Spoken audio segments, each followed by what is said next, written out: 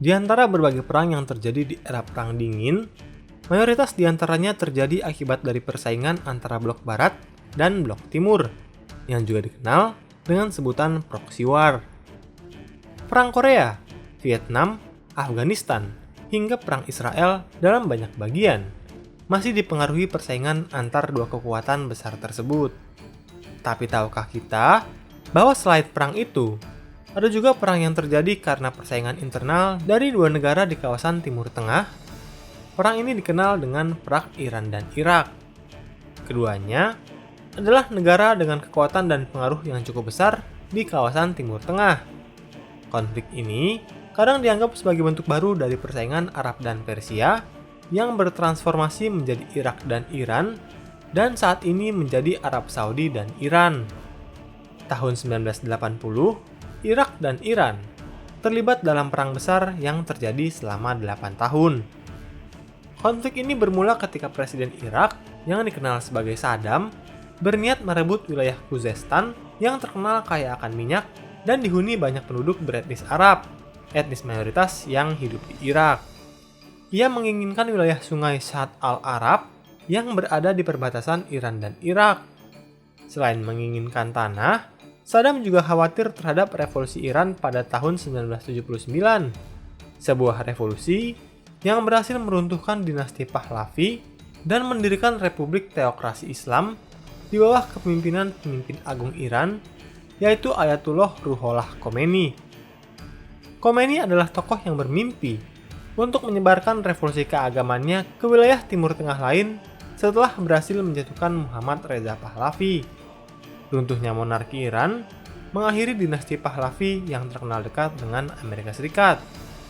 Pengaruh revolusi Iran juga dikhawatirkan berkembang di Irak, dan Saddam sangat tidak ingin jika kekuasaannya diruntuhkan oleh revolusi. Ambisi memperluas wilayah dan usaha menangkal pengaruh revolusi Iran akhirnya membuat para pemimpin Irak memutuskan melancarkan invasi ke Iran.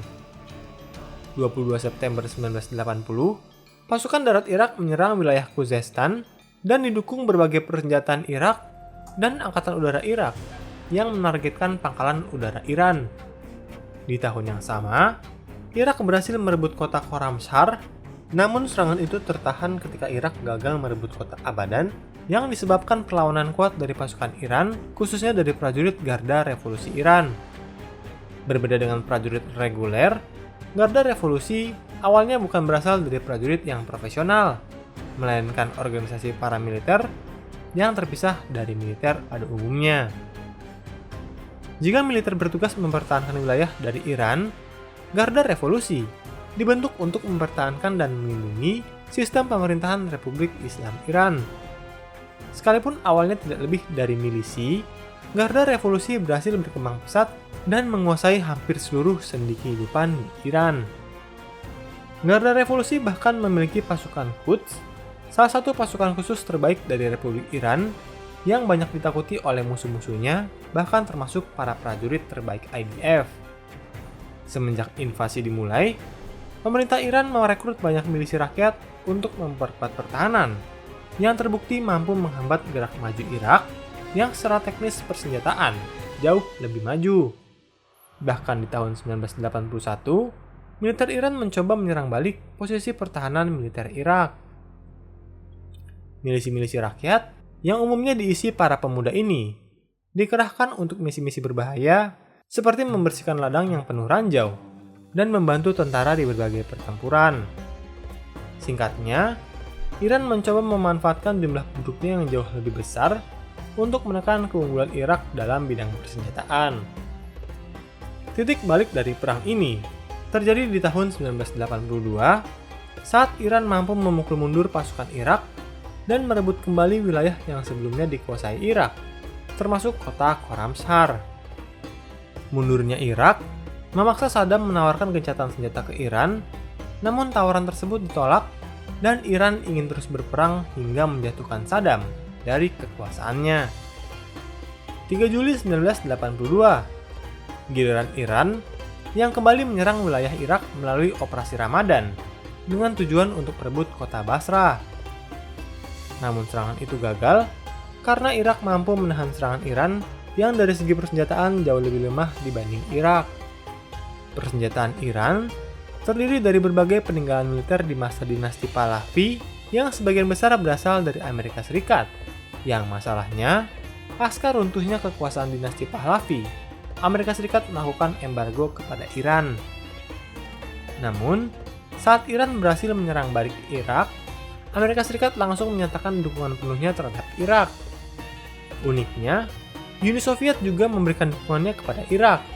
Hal ini menjadi pemandangan yang sangat unik di masa Perang Dingin. Hanya saja, secara rahasia, Amerika Serikat juga menjual persenjataannya ke Iran demi membiayai perang proksi Amerika Serikat di Nicaragua. Masalah penjualan senjata secara rahasia ke wilayah Iran ini akan lebih dikenal dengan kasus skandal Iran-Contra. Memasuki 1983, perang telah memasuki fase buntu di saat Iran terus melakukan serangan terhadap Irak, namun berhasil dipatahkan. Hal ini membuat keduanya memutuskan membangun berbagai parit pertahanan di perbatasan seperti yang dulu terjadi pada Perang Dunia Pertama. Hanya saja, persenjataan yang digunakan sudah jauh lebih modern. Selain parit, ciri khas Perang Dunia Pertama yang ada dalam perang ini adalah taktik serangan human wave Iran yang jumlah penduduknya jauh lebih banyak dan serangan gas kimia Irak yang persenjataannya jauh lebih unggul. Berkali-kali, Iran menyerang secara besar-besaran demi merebut kota-kota di Irak seperti Operasi Fajar, Operasi Khaibar, dan Operasi Badar. Berkali-kali juga serangan tidak mampu menembus pertahanan Irak yang memperoleh persenjataan terbaru baik dari Amerika Serikat, Uni Soviet, dan negara lain. Tahun 1985, Irak melakukan serangan balasan kepada Iran. Namun, serangan tersebut juga tidak memiliki pengaruh signifikan dalam perang tersebut. Selagi front darat mengalami kebuntuan, Irak mencoba memperluas wilayah perang hingga ke wilayah laut, di mana pesawat tempur Irak sering menyerang kapal-kapal pengangkut minyak milik Iran. Pelabuhan dan infrastruktur strategis lainnya juga dihancurkan dengan tujuan untuk melumpuhkan perekonomian minyak di Iran yang kemudian dikenal dengan sebutan Tanker War. Perang di antara keduanya masih terus terjadi dan mengalami kebuntuan hingga tahun 1988, di mana keduanya akhirnya sepakat menghentikan perang pada 20 Agustus 1988. Setelah adanya intervensi Dewan Keamanan PBB yang mengeluarkan resolusi 598 dan karena keduanya sudah terlalu lelah berperang. Perang Iran dan Irak menyebabkan kerugian ekonomi yang sangat besar bagi kedua negara dan mempengaruhi harga minyak dunia. Sementara itu, korban jiwa dalam perang ini diperkirakan juga sangat besar, bahkan mencapai lebih dari 1 juta orang, terutama di pihak Iran yang menderita korban lebih banyak. Mengapa Iran yang populasinya lebih besar gagal memenangkan perang? Ada beberapa alasan, seperti Irak mendapatkan dukungan persenjataan dari berbagai negara, jumlah serdadu militer yang lebih besar, dan besarnya jumlah sekutu Irak di Timur Tengah. Keberhasilan Irak menahan serangan Iran hingga akhir Perang Irak-Iran tahun 1988 memunculkan semangat nasionalisme di kalangan militer maupun rakyat Irak. Walaupun Perang Irak-Iran akhirnya tak jelas pemenangnya, rakyat Irak percaya bahwa negaranya berhasil memenangkan perang dan mempertahankan Irak dari pengaruh revolusi Islam Iran maupun dominasi bangsa Persia. Namun di balik euforia rakyat Irak, ternyata kondisi Irak sebenarnya sedang diambang krisis. Perang yang berlangsung lama menguras sumber daya alam dan sumber daya manusia, yang mengakibatkan Irak mengalami krisis ekonomi karena keuangannya dihabiskan demi kebutuhan perang. Pemulihan ekonomi juga terhambat oleh lemahnya sektor industri dan kemampuan Irak untuk mengekspor minyak sebagai komoditas utamanya. Keadaan ini diperparah oleh menumpuknya hutang luar negeri yang diperkirakan mencapai lebih dari 100 miliar US dollar. Ekspor minyak menjadi satu-satunya harapan untuk memulihkan keadaan ekonomi Irak. Namun, perdagangan minyak tak mampu memperbaiki kondisi ekonomi karena minimnya pendapatan yang didapat dari penjualan tersebut. Hal ini terjadi akibat melimpahnya minyak di pasar internasional yang membuat jatuh harga minyak. Saddam Hussein sebagai presiden Irak harus memutar otak untuk mencari cara memperbaiki ekonomi Irak dan mengurangi hutang luar negerinya. Relasi Irak dengan negara-negara Eropa dan Amerika Serikat saat itu masih terbilang baik. Bahkan Amerika Serikat menganggap Irak sebagai sekutu dalam melawan pengaruh revolusi Islam Iran di Timur Tengah. Amerika Serikat dan negara-negara Eropa dapat menjadi solusi atas krisis yang terjadi saat itu dengan cara menjadi partner ekonomi Irak. Namun, di balik keharmonisan hubungan di antara tiga pihak, ada keraguan yang muncul dari negara-negara barat terhadap Irak. Keraguan ini muncul karena ada dugaan hasil kerjasama ekonomi dengan Irak yang sebagian besar akan digunakan untuk memperkuat militer dan bukan sektor-sektor ekonomi yang lebih produktif. Dalam jangka panjang, kondisi ini tentu akan membuat hutang luar negeri Irak menjadi semakin banyak. Belum lagi, berbagai macam pelanggaran hak asasi manusia yang dilakukan rezim pemerintahannya terhadap warga Irak yang berani melawannya. Situasi krisis mencapai puncaknya tahun 1990. Di tengah krisis ekonomi yang belum berakhir, posisi Saddam sebagai pemimpin juga terancam. Hal ini dibuktikan dengan percobaan pembunuhan terhadap dirinya yang terjadi sebanyak 4 kali sejak tahun 1988. Untuk mengurangi beban ekonomi Irak, Saddam Hussein meminta negara-negara Arab lainnya untuk meringankan hutang luar negeri dan memberikan bantuan ekonomi bagi Irak. Namun sayangnya ditolak. Permintaannya terhadap standar kuota ekspor minyak dan harga minyak ke organisasi OPEC juga tidak dipenuhi. Lalu, karena usaha diplomasi tidak segera dipenuhi, Saddam akhirnya memutuskan untuk mengambil tindakan keras. Juli 1990, Irak menerapkan kebijakan diplomasi yang disertai dengan tindakan militer. Kebijakan diplomasi yang diterapkan Saddam kali ini adalah memprovokasi Kuwait, sebuah negara Timur Tengah pengekspor minyak yang kebetulan menjadi salah satu negara yang memberi pinjaman dana kepada Irak. Kuwait menolak keras permohonan Saddam untuk menghapus hutang luar negeri Irak. Penolakan ini dibalas Irak dengan menuduh Kuwait mencuri cadangan minyak Irak di wilayah Rumaila. Ladang minyak Rumaila yang berada di perbatasan kedua negara adalah ladang minyak terbesar yang ditemukan di Irak dan digadang-gadang sebagai ladang minyak terbesar ketiga di dunia. Tuduhan Irak didasarkan pada asumsi bahwa perusahaan minyak di Kuwait telah mengambil cadangan minyak dengan menggunakan metode directional drilling. Umumnya perusahaan mengambil minyak melalui pipa yang dibor secara vertikal. Namun directional drilling atau yang dikenal dengan slant drilling adalah metode mengambil minyak secara miring. Irak merasa dirinya sangat dirugikan oleh praktik Kuwait. Sekalipun tuduhan tersebut sebenarnya masih tidak bisa dibuktikan sampai saat ini. Selain pencurian minyak, Irak menuduh jatuhnya harga minyak disebabkan oleh ekspor minyak Kuwait dalam jumlah besar. Ia juga menuduh Kuwait secara diam-diam ingin menguasai wilayah Irak.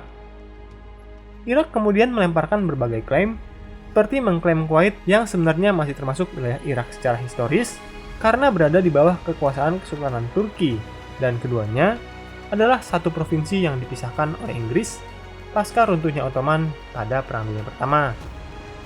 Selain memprovokasi secara diplomatis, Irak juga mulai menggunakan jalur militer dengan menempatkan pasukan Garda Republikannya di perbatasan Kuwait sejak Juli 1990. Garda Republikan adalah pasukan elit Irak yang bertugas untuk menjaga keutuhan Irak dari musuh-musuh internal dan eksternal. Mereka bertempur lebih baik dibandingkan tentara reguler. Hal ini tidak mengherankan karena mereka dilatih dan dipersenjatai dengan lebih baik, disiplin, menerima upah, dan fasilitas yang juga lebih baik. Mereka berperan besar dalam perang Irak-Iran dalam melawan serangan Iran untuk membebaskan wilayah Irak dari Iran. Pada tahun itu juga, kekuatan Garda Republikan mencapai 12 divisi, sehingga dalam medan pertempuran menjadi pasukan yang paling ditakuti oleh koalisi PBB. Saddam menuntut ganti rugi atas minyak yang telah dicuri, dan sebagai gantinya, pasukan Irak di perbatasan akan ditarik. Namun, negosiasi nampaknya mengalami kebuntuan. 2 Agustus 1990, akhirnya Saddam memerintahkan militer Irak untuk melakukan invasi terhadap Kuwait. Sebanyak 100.000 prajurit yang didukung 2.000 tank memasuki wilayah Kuwait dan pasukan Garda Republikan, menjadi ujung tombak pasukan Irak saat menyerang ibu kota Kuwait. Meskipun mampu memberikan perlawanan, pasukan Kuwait yang hanya berjumlah kurang lebih 20.000 prajurit tidak mampu menahan serangan kilat Irak. Dalam 12 jam perlawanan, Kuwait berhasil dikalahkan dan keluarga kerajaan terpaksa melarikan diri ke Arab Saudi. Kuwait kini berada di bawah kekuasaan Irak dan Saddam menjadikan wilayah itu sebagai provinsi dari Irak. Masyarakat internasional mengecam penaklukan Irak atas Kuwait. Tak lama setelah mulainya invasi, Dewan Keamanan PBB mengeluarkan resolusi nomor 660 yang mengecam serangan militer Irak dan menuntut Irak untuk menarik pasukannya. Dewan Keamanan PBB juga mengeluarkan resolusi nomor 661 yaitu menerapkan embargo ekonomi terhadap Irak dan resolusi ekonomi 678 yang isinya PBB akan membentuk pasukan koalisi untuk mengusir Irak dari Kuwait apabila Irak tidak menarik pasukannya hingga tanggal 15 Januari 1991. 7 Agustus 1990, Amerika Serikat memulai operasi mobilisasi pasukan di perbatasan Irak dan Arab Saudi untuk membebaskan Kuwait. Operasi ini dikenal dengan Operation Desert Shield. Karena Saddam tidak mengindahkan tuntutan PBB, maka 17 Januari 1991, pasukan koalisi PBB yang dipimpin oleh Amerika Serikat memulai Operation Desert Storm untuk mengusir Irak dari Kuwait. Operasi ini dimulai dengan melakukan serangan udara terhadap posisi pertahanan udara Irak. Pesawat-pesawat Amerika Serikat menyerang jaringan radar komunikasi, gudang senjata militer, dan fasilitas pengeboran minyak milik Irak. Selain pesawat tempur, serangan udara Amerika Serikat juga didukung oleh teknologi militer terbaru saat itu seperti misil Tomahawk, pesawat pembom siluman, dan laser guidance bomb. Irak kemudian membalas serangan udara koalisi justru dengan menyerang wilayah Israel. Serangan itu diharapkan mengubah negara-negara Arab menjadi mendukung Irak. Namun, usaha tersebut mengalami kegagalan. 29 Januari 1991, pasukan Irak juga menyerang kota Khafji milik Arab Saudi. Namun serangan itu berhasil ditahan oleh koalisi militer Arab Saudi dan Amerika Serikat. 24 Februari 1991, pasukan koalisi yang berjumlah hampir 1 juta orang, yang sebagian besar adalah pasukan Amerika Serikat, melakukan invasi darat dari Arab Saudi menuju Kuwait dan bagian timur laut Irak. 26 Februari 1991, mereka berhasil mengalahkan sebagian besar pasukan Irak, dan keesokan harinya, Saddam Hussein memerintahkan penarikan mundur pasukan Irak dari Kuwait dan menerapkan taktik bumi hangus dengan menghancurkan sebagian besar kilang minyak Kuwait. Saat hal itu berlangsung, terjadi insiden yang dikenal sebagai Highway of Death, di mana pasukan Irak yang sedang mundur melewati sebuah jalan tol yang menghubungkan Kuwait City dengan kota Basra di Irak Selatan. Saat rombongan militer sedang melewati jalur tersebut, sebuah serangan udara militer koalisi berhasil menghancurkan konvoi kendaraan militer dan membunuh 1.000 prajurit Irak.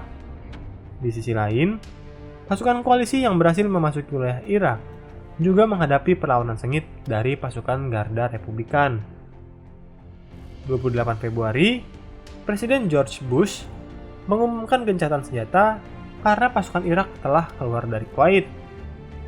Namun perlawanan sporadik Irak terhadap pasukan koalisi terus berlanjut hingga pasukan Irak setuju mematuhi gencatan senjata pada 3 Maret 1991. Irak kehilangan ribuan pasukannya dan sebagian besar alutsistanya hancur akibat serangan udara sekutu. Selain itu, Irak juga harus menerima sanksi embargo ekonomi PBB dan PBB membentuk badan investigasi khusus untuk melucuti semua senjata kimia milik Irak yang digunakan secara umum dalam perang Irak-Iran. Melemahnya Irak akibat kekalahan dari pasukan koalisi dimanfaatkan oleh rakyatnya yang anti Saddam untuk memberontak. Di wilayah utara Irak, timbul gerakan pemberontakan yang dilakukan oleh etnis Kurdi.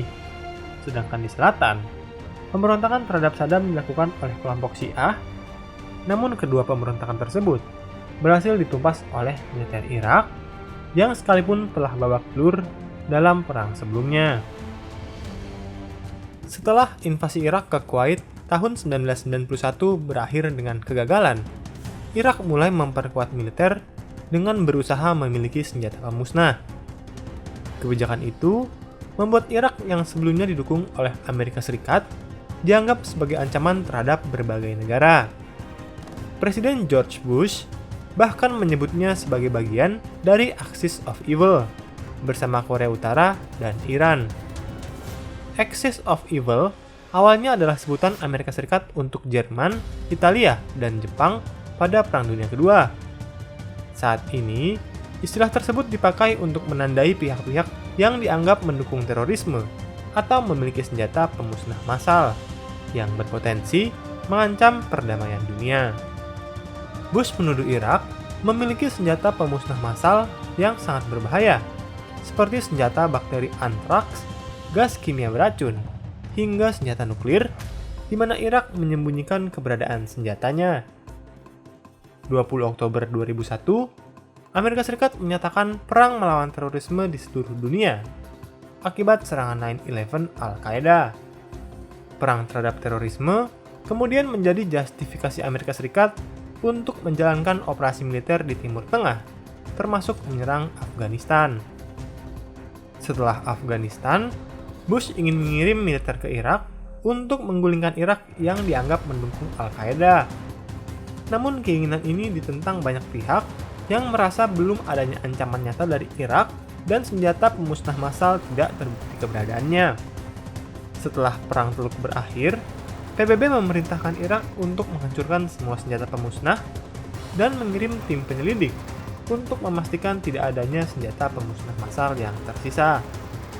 Meski Saddam setuju, faktanya pemerintah Irak berusaha untuk menghambat penyelidikan dengan menutup akses gudang, pabrik, lapangan udara, dan lain-lain yang dicurigai menjadi penyimpanan senjatanya. Bahkan prajurit Irak pernah menyerang penyelidik saat ia memeriksa truk yang dicurigai bermuatan uranium. Hal ini membuat pemeriksaan UNSCOM dari tahun 1991 hingga 1998 tidak menemukan bukti terkait keberadaan senjata pemusnah Irak. Tahun 2002, PBB kembali mengirim tim penyelidik UNMOVIC untuk memeriksa keberadaan senjata pemusnah massal di negara Irak. Pemeriksaan selama 4 bulan berakhir dengan sia-sia. Hal ini karena sikap pemerintah Irak yang kurang kooperatif dengan para penyelidik. Karena itu, hasil penyelidikan ini tidak dipercayai oleh negara lain yang mencurigai Irak masih menyimpan senjata pemusnahnya. Baik Amerika Serikat dan Inggris mencoba menyelidiki kepemilikan senjata pemusnah massal Irak dengan operasi intelijennya. Presiden Amerika Serikat dan Perdana Menteri Inggris mengajak negara-negara lain di PBB mengakhiri produksi senjata massal di Irak dengan cara melakukan operasi militer terhadap Irak. Namun Dewan Keamanan PBB menganggap aksi militer masih belum dibutuhkan. Walau begitu, Amerika Serikat tetap tidak peduli dengan keputusan PBB dan membentuk Coalition of Willing beranggotakan kurang lebih 30 negara yang mendukung ide Amerika Serikat untuk menjalankan operasi militer kepada Irak. Maret 2003, Amerika Serikat dan sekutunya semakin yakin untuk menyerang Irak walau tak mendapat dukungan dari PBB maupun NATO. 19 Maret, Presiden Bush memerintahkan sebuah serangan menggunakan misil Tomahawk yang diluncurkan oleh Angkatan Laut Amerika Serikat dan berbagai bom dari pesawat siluman Nighthawk. Serangan ini menargetkan ibu kota Irak dengan tujuan untuk membunuh Saddam dan para pejabat pemerintahnya. Hal ini adalah bagian dari taktik shock and awe yang diterapkan oleh militer Amerika Serikat guna menimbulkan efek psikologis terhadap pasukan Irak dengan cara menghilangkan pemimpin musuh. Walau begitu, serangan udara ini ternyata gagal. Beberapa jam kemudian, Saddam malah muncul di TV Irak dan menyatakan bahwa bom ini gagal membunuhnya. Saat serangan udara masih berlangsung, pasukan AS dan Inggris yang sudah bersiap di perbatasan Irak-Kuwait melancarkan sebuah operasi yang bernama Operation Iraqi Freedom. 21 Maret, serangan udara yang lebih besar lagi kembali mengguncang Baghdad. Kali ini dengan tujuan memutus komunikasi Saddam dan militernya. Markas pasukan Garda Republikan menjadi target misil dan bom Amerika. Di hari yang sama, kurang lebih 150.000 prajurit Amerika Serikat dan Inggris memasuki wilayah selatan Irak dan melancarkan invasi dengan mengandalkan elemen kejut di mana target utamanya adalah kota Baghdad. Awalnya invasi koalisi sukses memasuki wilayah selatan Irak tanpa perlawanan berarti dari militer Irak. Karenanya, jarak antara pasukan koalisi dan Baghdad kini hanya kurang lebih 320 km. Namun perlawanan sengit dari militer Irak baru mulai terjadi pada tanggal 23 Maret. Walau serangan koalisi berhasil menghancurkan berbagai sasaran, namun sebagian pasukan Irak masih mampu memberikan perlawanan yang sengit kepada pasukan koalisi. Pertempuran besar terjadi di kota Basra dan Nasiriyah yang berada di wilayah Irak Selatan dan pelabuhan Qasr yang berada di dekat Kuwait. Pasukan koalisi kemudian mengepung pasukan Irak di dua kota tersebut untuk memberikan jalan bagi pasukan utama koalisi menuju Baghdad. Walau begitu, di sepanjang jalan menuju Baghdad, pasukan koalisi terus diserang oleh Fedayeen Saddam, sebuah milisi khusus yang terpisah dari pasukan reguler Irak. Pasukan ini terkenal sangat loyal kepada Saddam dan mereka dilatih khusus untuk melakukan berbagai operasi gerilya dan berbagai serangan teror. Pasukan koalisi yang bergerak semakin dekat dengan Baghdad terus menghadapi serangan bertubi-tubi dari berbagai kesatuan militer Irak. Serangan ini diketahui mengincar para prajurit koalisi yang sedang lengah, kendaraan lapis baja, hingga helikopter koalisi dan menjatuhkannya dengan RPG. Tahukah kamu, baik dari sebelum hingga perang berlangsung, perang Irak sudah menuai banyak kontroversi, baik dari dalam maupun luar negeri. Keterlibatan Amerika Serikat dalam perang-perang sebelumnya, khususnya di Perang Vietnam, sedikit banyak mempengaruhi opini publik dalam perang ini. Tidak heran jika publik Amerika Serikat sendiri ikut menentang keras perang ini, walau sebenarnya kali ini yang berperang adalah prajurit profesional Amerika Serikat dan bukannya wamil seperti yang terjadi di Vietnam. Bahkan tidak sedikit dari pemimpin negara lain juga menentangnya, termasuk negara yang dianggap sebagai sekutu Amerika Serikat sendiri seperti Jerman dan Prancis. Presiden Rusia Vladimir Putin, yang saat itu dikenal memiliki hubungan yang cukup dekat dengan Amerika Serikat, ikut mengkritik kebijakan luar negeri dari sahabatnya. Di berbagai negara, terjadi demo besar-besaran yang menentang invasi. Bahkan di Amerika Serikat sendiri, demo anti-perang terjadi di berbagai kota, seperti Philadelphia, Los Angeles, New York, San Francisco, dan kota lainnya. Walau mendapat banyak pertentangan, baik Presiden Amerika Serikat atau sekutu-sekutunya tetap meneruskan perang tersebut. Pertempuran besar lainnya terjadi di kota Najaf yang berjarak kurang lebih 144 km dari kota Baghdad. Pasukan koalisi dipaksa menghadapi berbagai perlawanan sengit dari para milisi yang loyal kepada Saddam. Dalam perang ini, pasukan elit Garda Republikan Irak terlibat aktif melawan koalisi. Pengalaman mereka dalam berbagai perang membuat unit tersebut menjadi pasukan terkuat yang dihadapi oleh koalisi. 24 Maret, Saddam Hussein kembali muncul di TV dan menyerukan pesan ke seluruh warga Irak untuk bertempur melawan invasi pasukan koalisi. Di sisi lain, pasukan koalisi berhasil mengamankan sebagian besar kilang minyak milik Irak dan semakin mendekati Baghdad. Saddam segera menyiagakan Garda Republikan di Baghdad untuk mempertahankan ibu kota Irak dari pasukan koalisi. 4 April 2003, militer Amerika Serikat mulai memasuki kota Baghdad setelah sebelumnya mengalahkan beberapa divisi Garda Republikan yang mempertahankannya. Hingga akhirnya, koalisi berhasil menduduki istana presiden. Baghdad berhasil dikuasai, namun pasukan koalisi masih belum menemukan keberadaan Saddam Hussein. Lalu pada 9 April, terjadi peristiwa ikonik dalam Perang Irak, sebuah momen saat rakyat Irak dan marinir Amerika Serikat menjatuhkan patung Saddam Hussein. Setelah menguasai Baghdad, koalisi mengirimkan pasukan ke wilayah utara Irak dan berhasil menguasai kota Kirkuk dan Mosul tanpa perlawanan berarti dari pasukan Irak. 14 April, koalisi menyerang kota Tikrit, kampung halaman Saddam, dan pertahanan terakhir pasukan Irak yang masih tersisa. Dikuasainya kota Tikrit dianggap sebagai akhir dari perang Irak, dan Presiden Bush juga menyatakan bahwa kini sang pemimpin Irak sudah tak lagi berkuasa. Perang di Irak memang telah berakhir, namun baik Saddam, keluarganya, maupun para pejabat penting Irak masih belum berhasil ditemukan. Kini, misi pasukan koalisi berubah menjadi misi pencarian. Tujuannya untuk menemukan Saddam dan rekannya. Berkali-kali Amerika Serikat menjatuhkan bom di lokasi-lokasi yang diduga menjadi tempat persembunyiannya. Namun berkali-kali juga, semua itu berakhir dengan kegagalan. Namun Amerika Serikat tidak menyerah.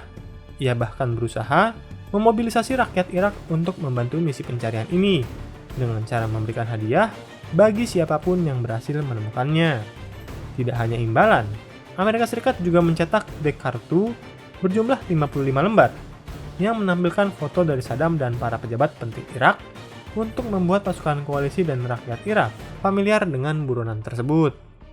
Upaya ini ternyata membuahkan hasil. Beberapa waktu kemudian, satu-satu pejabat penting Irak dan anggota keluarga dari Saddam Hussein berhasil diamankan.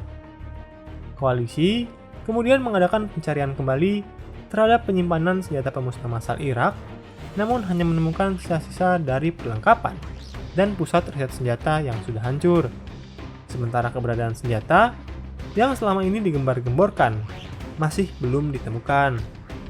13 Desember 2003, Saddam akhirnya berhasil ditemukan saat 600 prajurit Amerika Serikat menggerebek sebuah rumah di kota Adwar. Saat itu, ia ditemukan bersembunyi di dalam sebuah lubang dan langsung menyerah. Ia kemudian diadili dan dinyatakan bersalah atas semua pelanggaran HAM yang dilakukannya sebagai pemimpin Irak. Ia pun dijatuhi hukuman mati dengan cara digantung. Pernyataan resmi Amerika Serikat menyebut 162 sampai 214 prajurit terbunuh dalam perang Teluk. Sedangkan jumlah korban jiwa dari kubu Irak dipastikan jumlahnya mencapai lebih dari ribuan orang. Kejatuhan Saddam Hussein ternyata menimbulkan masalah baru yang jauh lebih besar. Militer Amerika Serikat yang sebelumnya berpikir bisa pergi setelah melakukan tugasnya ternyata salah besar. Kekosongan kekuasaan ini menimbulkan konflik antar faksi dalam memperebutkan kekuasaan atas Irak. Konflik ini diperparah dengan munculnya berbagai kelompok teroris yang beroperasi di Irak. Aksi terorisme dan konflik internal masih menjadi masalah yang selalu menghantui pemerintah Irak, bahkan hingga saat ini. Menurutmu, apakah cara terbaik menyelesaikan masalah politik yang terjadi di Irak saat ini? Yuk tulis pendapatmu di kolom komentar. Hai, terima kasih sudah menonton dan belajar sejarah bersama Inspek History. Jangan ragu untuk berikan komentar, like, dan bagikan bila kamu merasa konten ini bermanfaat.